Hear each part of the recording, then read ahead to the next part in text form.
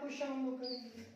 प्यारे बच्चों, आप हमारे वीडियो को ज्यादा से ज्यादा लाइक करो, सब्सक्राइब करो और शेयर करो, ताकि हमारा भी मनोबल बना रहे और इससे भी और शानदार हम पढ़ाने की कोशिश करें।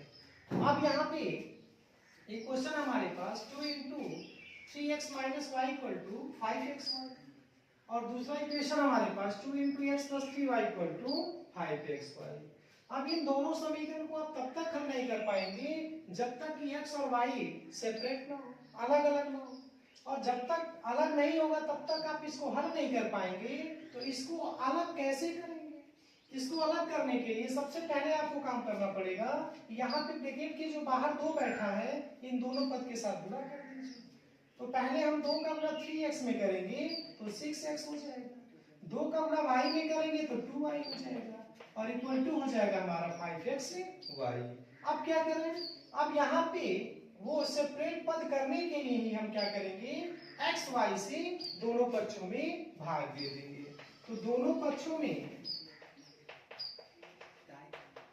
x y से भाग देने पर, जब हम दोनों पक्षों में x y से भाग देंगे तो ये हो जाएगा 6x बटे xy माइनस 2y बटे xy और इक्वल टू 5xy बटे dxy। अब क्या देख रहे हैं, x से x कटेगा तो बचेगा आपका 6 बटे y से y कटेगा बटेगा 2 बटे x और xy से xy कट जाएगा, ये हो जाएगा 5। Equation number 1। तो इस तरीके से आपने सेपरेट करके x y को अलग अलग कर दिया। जो काम इस वाले समीकरण के लिए किया गया है ठीक वही काम इस समीकरण के लिए भी करेंगे। पहले 2 से मल्टीप्लाई कर देते, तो जब 2 का गुणा x में करेंगे 2x हो जाएगा, 2 का गुणा 3y में करेंगे तो 6y हो जाएगा और इक्वल टू हो जाएगा हमारा 5xy। फिर यहाँ भी x y से दोनों पक्षों में भाग दे देंगे, हो जाएगा 2x बटे xy धन 6y बटे xy और बराबर हो जाएगा 5xy बटे xy। यहाँ x x कटेगा बचेगा 2y प्लस y से y कटेगा बचेगा 6 बटे x और इधर x y से xy कट जाएगा, बचेगा आपका 5। ये होगा इक्वेशन नंबर 2। अब इन्हीं दोनों समीकरण को आपको हल करना है।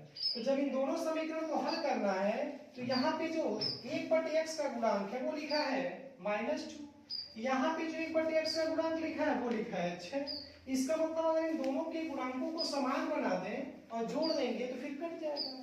तो ऐसा करने के लिए आप पहले समीकरण में किससे गुणा करेंगे, 3 से। अगर हम इसमें 3 से गुणा कर दें तो 1 बटे x का गुणांक 6 हो जाएगा, यहाँ 1 बटे x का गुणांक 6, दोनों अपोजिट साइन के साथ हैं, जोड़ेंगे तो कट जाएगा। तो यहाँ हम कर रहे हैं समीकरण 1 गुणे 3 धन 2 से, यानी 1 में 3 से गुणा करेंगे और 2 के साथ उसको जोड़ देंगे। करिए। तो जब 1 में 3 से गुणा करेंगे तो पहले 6 के साथ 3 का गुणा होगा तो 18 बटे y हो जाएगा। यहाँ तो 3 से गुणा करेंगे -6 बटे x होगा और ये धन 6 बटे x है, जोड़ रहे हैं तो कट जाएगा, धन हो जाएगा आपका 2 बटे y। और जब इधर जोड़ेंगे, आपने इसमें 3 से गुणा किया है तो 5 तिहाई 15 हो जाएगा और इसके साथ जोड़ रहे हैं तो धन हो जाएगा 5। अब दोनों का हल समान हो गया, एक बटे के नीचे कर लेंगे y हो जाएगा और 18 में हम 2 को क्या करेंगे, जोड़ लेंगे, बराबर यहाँ जब जोड़ेंगे 15 में 5 को तो ये हो जाएगा आपका 20। 18 में 2 जोड़ेंगे 20 बटे y इक्वल टू 20। फिर ये 20 से 20 कट जाएगा, 1 बटे y इक्वल टू हो जाएगा आपका 1, यानी y इक्वल टू हो जाएगा आपका 1। y का मान आपने निकाल लिया। अब इस y के मान को हम क्या करेंगे, या तो 1 में रखें या फिर 2 में रखें, तो हम 2 में रख रहे हैं समीकरण 2 में। तो समीकरण 2 में y का मान रखने पर रख दीजिए। तो यहाँ जब रखेंगे तो हो जाएगा 2 बटे 1 प्लस 6 बटे x और इक्वल टू हो जाएगा आपका 5। 2 बटे 1 का मतलब 2 हुआ, इस 2 को उधर पक्षांतर कर लीजिए तो 6 बटे x हो जाएगा 5 माइनस 2, 5 में 2 घटाएंगे 3, तो 6 बटे x इक्वल टू आपका 3 आ जाएगा।